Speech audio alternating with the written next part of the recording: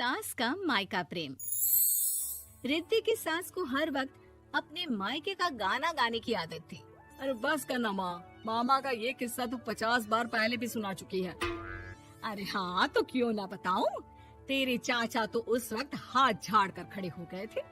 तब मामा ही था तेरा जो आगे आया और मदद की। देखो अब ठीक है ना, जो हो गया सो हो गया।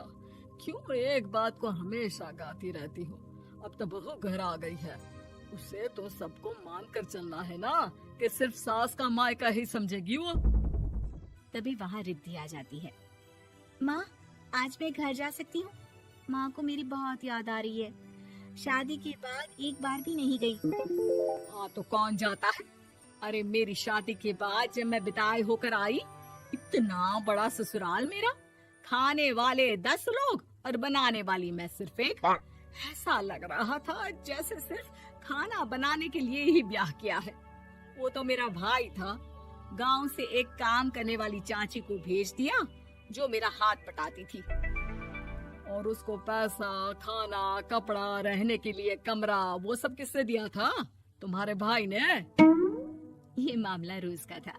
ससुर भी जब गुस्सा होते तो वो सारी बात कह देते जो उनके मन में इतने समय से चल रही थी।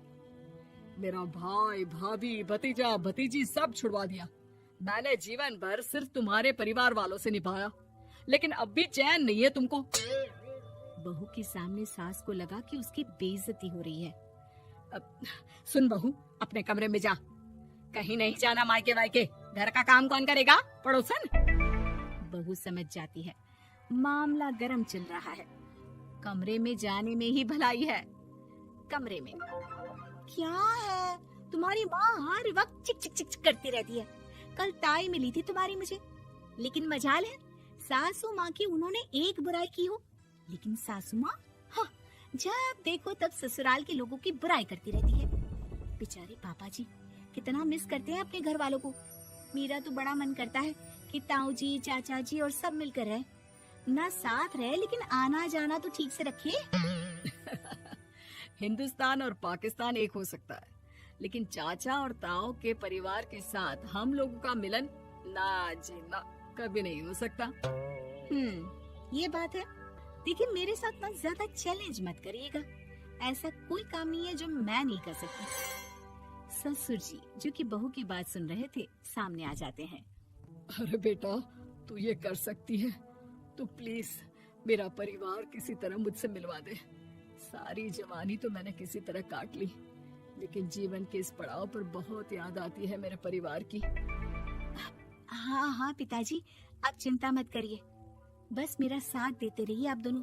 फिर देखिए कैसे माँ जी भी ठीक हो जाएंगी और पूरा परिवार भी एक हो जाएगा।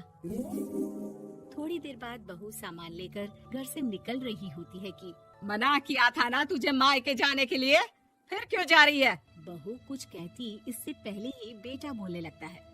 क्या है माँ, वो घर जा रही है। वैसे भी उसके माता पिता ने मुझे 10 लाख दिए तब जाकर मेरा काम शुरू हो पाया, वरना तूने मेरे लिए किया क्या है? अरे वाह बेटा, बचपन से पढ़ाया लिखाया, तेरे दुख दर्द में जगी, और आज वो लोग तुझे सही लग रहे हैं। और फिर ससुराल में लड़की खुश रहे, ये तो मायके वालों की जीवन भर की जिम्मेदारी रहती है। तो ये तुमको भी तो सोचना था ना। ताऊ जी ने पापा को पढ़ाया लिखाया, जब तुम नहीं आई थी तो पापा के लिए ताई जी ने पापा की माँ की तरह देखभाल की। अब बोलिए। अरे तू कुछ नहीं जानता बेटा, तेरे पापा को सब पता है, तभी वो उन लोगों से वास्ता नहीं रखते। मैं उन लोगों को जानता हूँ, लेकिन मैं तुम्हें नहीं जानता कि तुम्हारे मन के लायक काम नहीं हुआ तो तुम घर की शांति बर्बाद कर दोगी। सास जोर जोर से चिल्लाने लगती है। तभी वहाँ सास का भाई आ जाता है। अरे क्यों आप लोग मेरी बहन को परेशान करते रहते हैं? पहले ये जीजा कम थे, जब बहू भी आ गई।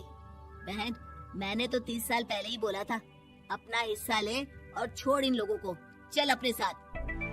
बहू समझ जाती है कि मामा ससुर की नजर किस पर है। देखा, तुम लोग मुझे अकेला मत समझना, मेरा भाई खड़ा है आज भी मेरे लिए।